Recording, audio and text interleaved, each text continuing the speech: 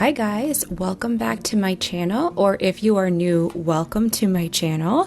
Today we are continuing with some spring cleaning, and I actually did a couple different days of cleaning in this segment, and I had way too much footage actually, so I think I'm going to make a second video of the other cleaning that I did.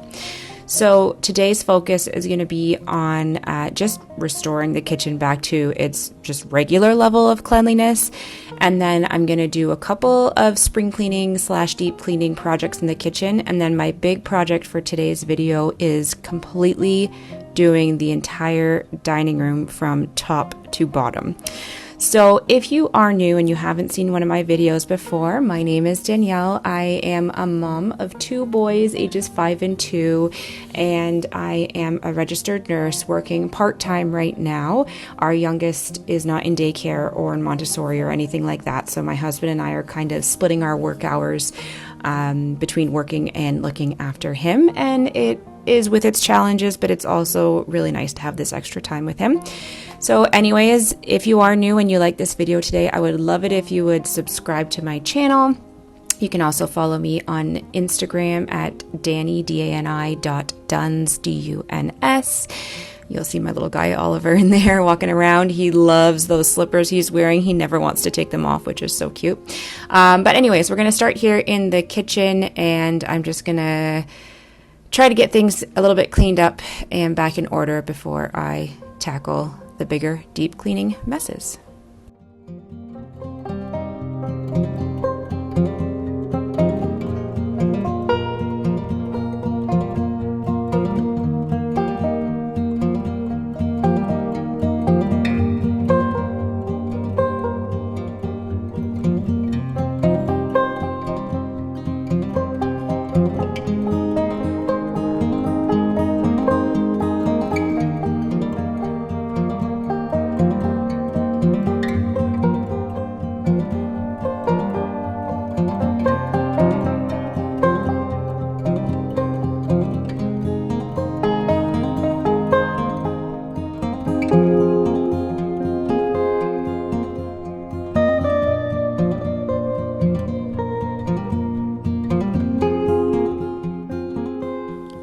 So I am someone who gets really bored really easily, or maybe not bored, I should say, but I like to have multiple different things on the go. I have a hard time focusing on only one project at a time because I find I can do it for so long and then I want to take a break, but during that break I still want to be productive, so I want another project that I can work on while I'm taking a break from the first project, if that makes sense. So that is a struggle, I will admit.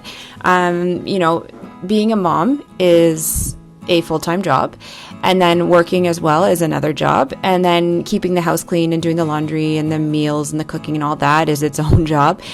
And then I also have all these little projects that I'm always trying to work on or get done or try out just to see what kind of hobbies I enjoy and what kinds of things I can fill my downtime with. That I think for me, the balance of feels like I'm getting something done, but is also enjoyable and is something that I'm doing for me. So I dabble in a few things. One, of course, is these YouTube videos, which I have found have really kept me motivated to keep my house clean. So that's been great. Another one is gardening, which doesn't happen so much in the winter here in Ontario. But certainly now that it's April, we're ramping up and we've got our seedlings planted in the basement. So that's another little project. DIY projects around the house, whether it's fixing rooms up and doing renovations, or, DIYing little pieces of furniture or decor for the walls and stuff like that. I'm always trying out new things there. I also love to write, and I've actually taken a bit of a break recently. I haven't really felt that creative, but I do love writing. I love the romance genre, and have started pursuing it slightly more seriously in the last few years, getting a little bit more involved in some romance writing affiliations and chapters and things like that. So, I have that, and then I love to read. I like to work out when I have time. My husband and I really want travel to be a big part of our life, especially for the kids once things are a little bit more safe again. So I feel like at any given moment, it's almost overwhelming thinking of all the things I want to do or all the things I want to try. But at the same time, I think if I tried to get rid of a bunch of those things and only had one or two on my plate, I'd also get really bored. So I don't know. Am I the only person who struggles with this? Is this something that a lot of you out there struggle with? Have you found some sort of balance that works for you? Do you just, I don't know, take it a day at a time? Yeah, I would be interested to know what works for other people.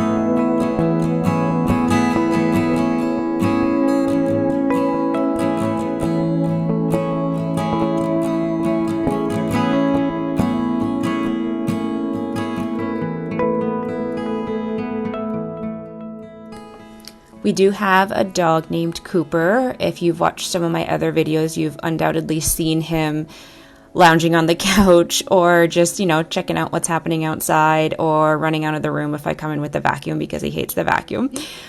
He is a mutt. We think he's maybe like a Rhodesian Ridgeback and Rottweiler mix. He is 6 years old. He'll be 7 in November. And he's a big goof. He's super anxious, doesn't really like other dogs or new people. It takes him a while to warm up to them, and he loves to bark. But he is really gentle with my kids. We never, ever, ever worry about him, doing anything that would result in any kind of injuries. He's really good about letting us know when he's getting bugged. He's also really good about kind of like leaving the situation. And of course, we are always teaching the kids to do the same, read his cues. Anyways, he does not get as much attention as he did before we had kids, naturally. But it's really cute because the kids are getting old enough, especially Finn, where like if we're walking, he can hold the leash sometimes or feed him supper or do tricks with him. So he's our little family dog, except not little. He's almost 90 pounds.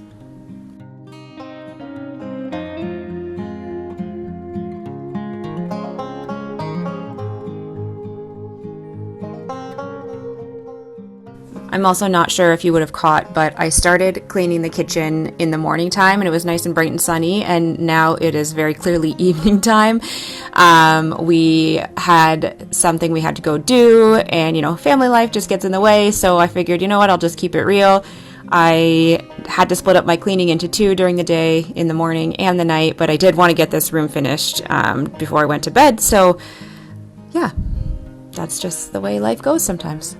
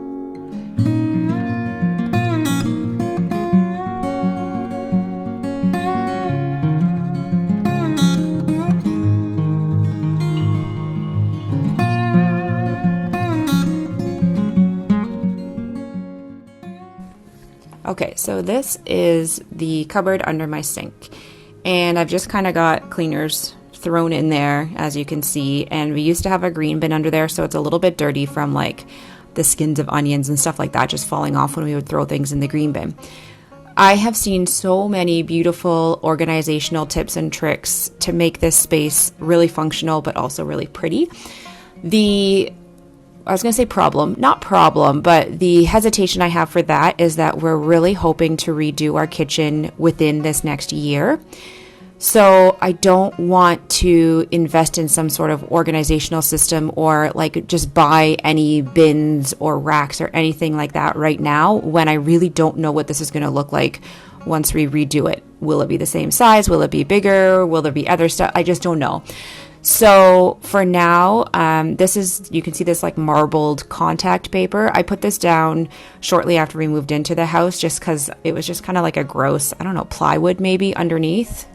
Might have been just regular wood. I'm not sure, but I just thought it made it look a little bit cleaner and a little bit nicer. So I'm just sticking with that for now.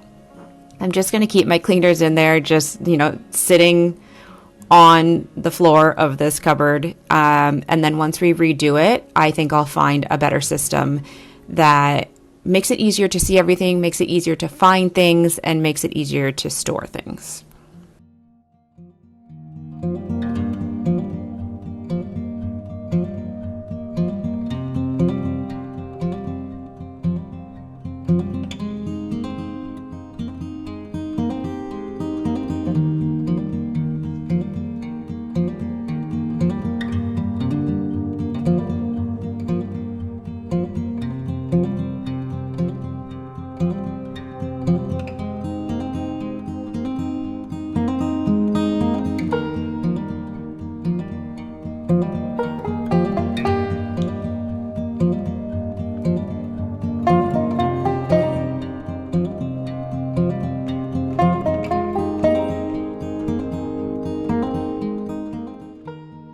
So it looks a little bit better, and I definitely know where everything is now, and I got rid of some cleaners that I wasn't using or that were almost empty.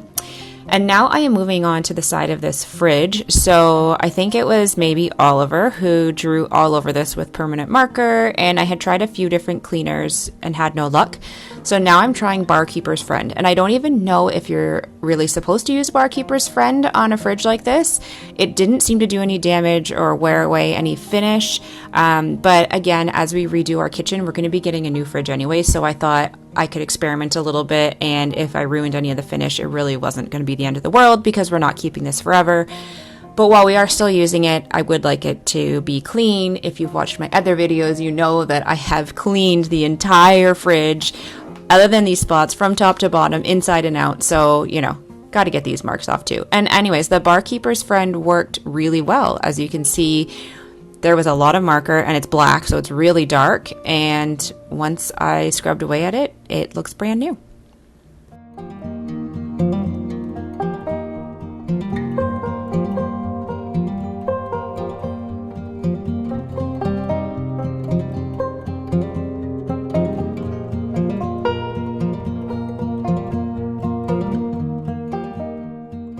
Okay, so we are going to do a nice deep spring clean of this dining room.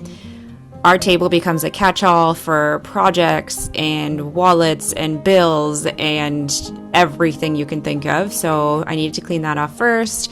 And then I'm doing some dusting. So my plan for this room was to work from the top to the bottom, with the idea being any dirt and dust that was up top would fall lower. So no point in cleaning lower to only have more dirt fall down.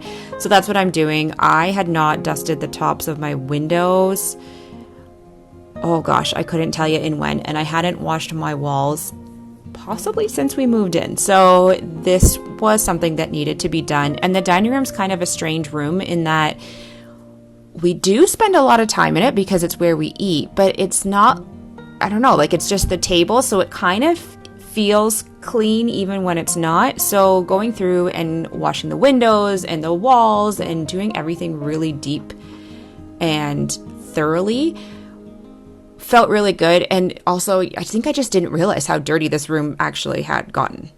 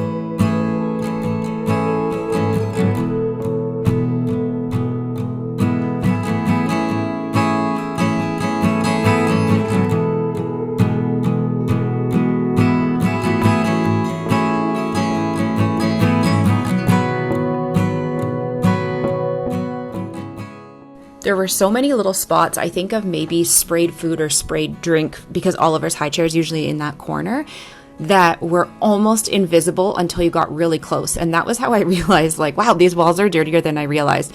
And so what I decided to do was actually grab a magic eraser. And this is one of my first times using a magic eraser. I've used it now maybe 2 or 3 times. I don't know, I just never owned them before. And it did a pretty decent job, but I do find it, I don't know if it leaves a residue on the wall or if it's abrasive enough that it maybe like takes a layer off. But either way, you can kind of see the white marks on the wall. And I think next time I do it, I might try going over that spot with like a wet cloth afterwards to see if it is just a residue that I can get off or not. So that's my only complaint. But otherwise, it did do a really good job of getting marks like scuff marks, marks from toys where paint has transferred, markers, all that stuff. It really did a good job.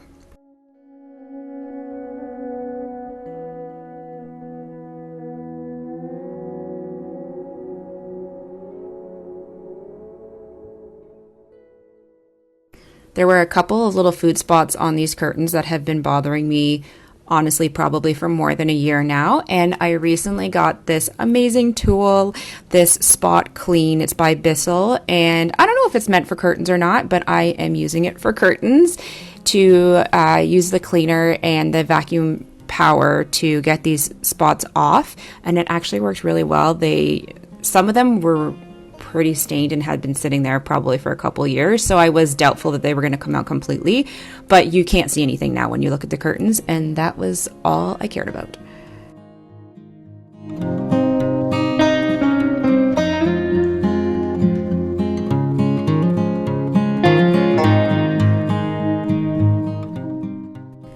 And now I am moving on to our dining room chairs. So we do have 6 dining room chairs, but we usually only have 4 in the dining room. The other 2 we leave upstairs in our loft and just sort of store them for when people come over. These chairs, I love them. They're very comfortable. However, they have cloth seats, which I've actually recovered. They used to be green. And the problem with cloth seats and young children, and I guess even us sometimes, is they get dirty. And so they've been getting dirty for a few years now, and there's some stains on them that won't come out. And because of that, we were kind of deciding we were either going to recover them with something that wasn't cloth, or we were potentially going to get new chairs completely, because my husband doesn't love them as much as I do. So we have gotten really lazy with how careful we've been with them and how we've protected them. And we even used them as like stepping stools when we were redoing our front hallway and our bathroom.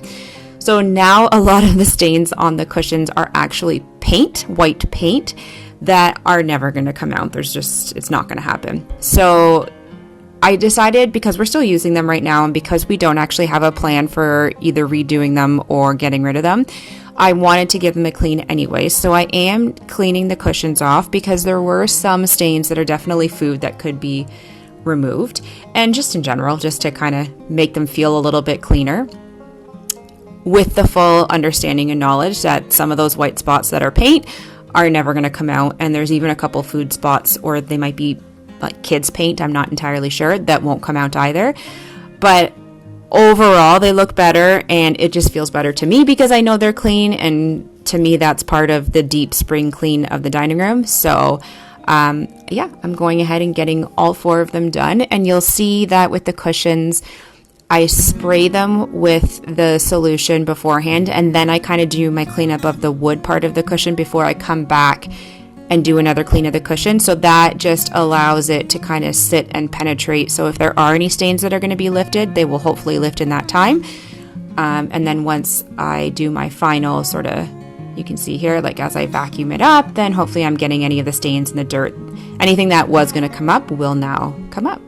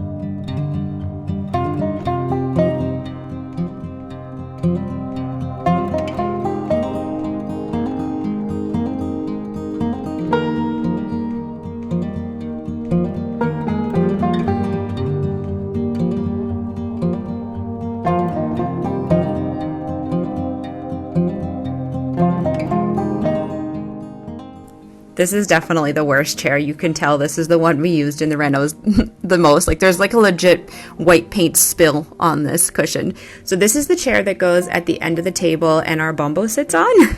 Even though Oliver's not really sitting in his Bumbo consistently, it just kind of covers up this cushion. And when people come over, they will be less inclined to sit there because there's already a Bumbo in it. So, you know, we do what we can to hide it.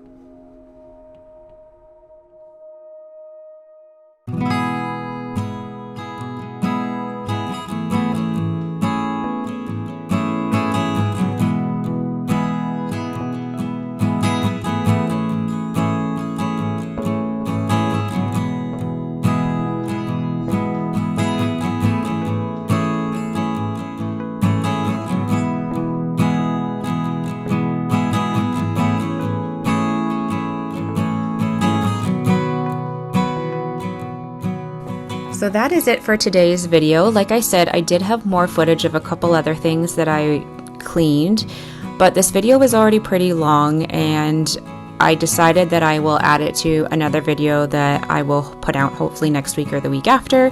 So keep an eye out for that because I am definitely nowhere near done my spring cleaning and I have a lot of other projects I want to work on around the house and I would love to take you along with me. I hope this gave you some motivation to tackle even just the tiniest area in your home because I know even if I just do one thing, it either snowballs into something bigger or I just feel better knowing that there's one less thing I have to do for the day. So I hope that wherever you are and whatever you're doing, you're having a great weekend. And again, if you are liking these videos, I would love it if you would subscribe to my channel and I will see you in the next one. Take care.